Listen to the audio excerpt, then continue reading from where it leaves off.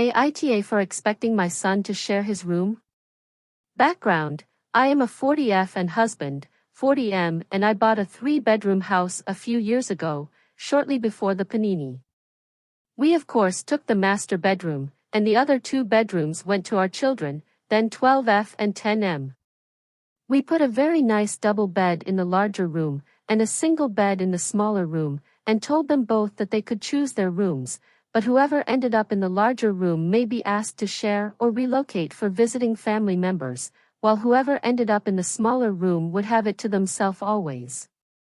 We almost never have family over. Hubby and I are both only children, and our parents are in other provinces, so we were surprised when our older daughter chose the smaller room, and our younger son chose the larger room.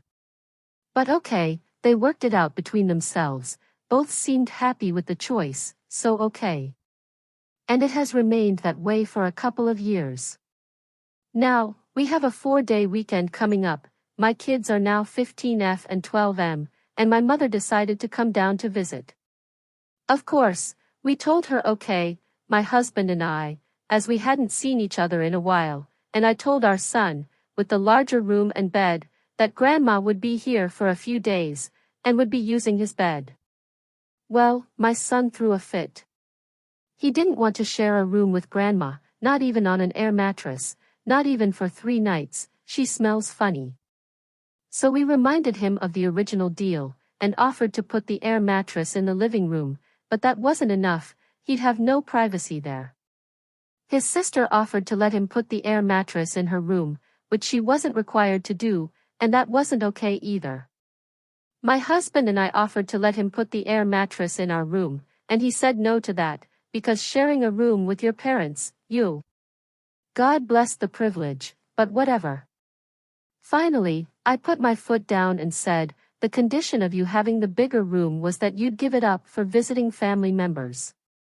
So one way or another, you're sleeping on an air mattress for 3 nights. You can choose if the air mattress goes in your room or our room or the living room, or literally any room in this house, but you are sleeping on an air mattress while Grandma is here.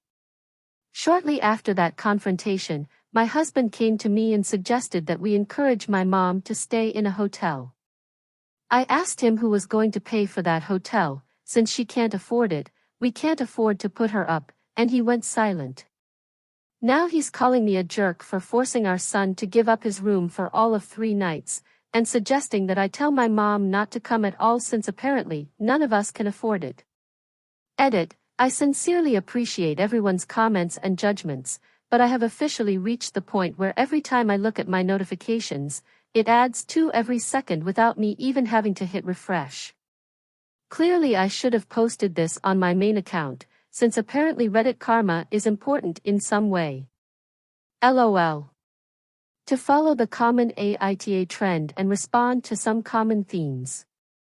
Why don't I offer my own, and my husband's, bed to my mom?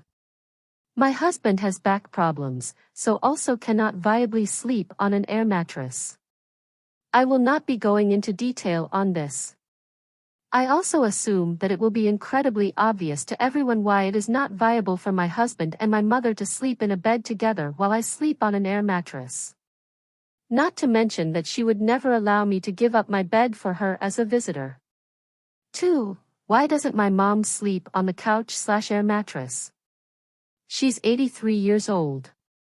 Need I say more?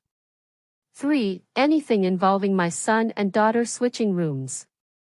My daughter is willing to help in the short term, but she seems a bit smug right now about the overall room choice, so she has no desire to switch rooms. And I will not force her, because what kind of parent would I be if I hold my son to the letter of his deal, but go back on my word to my daughter?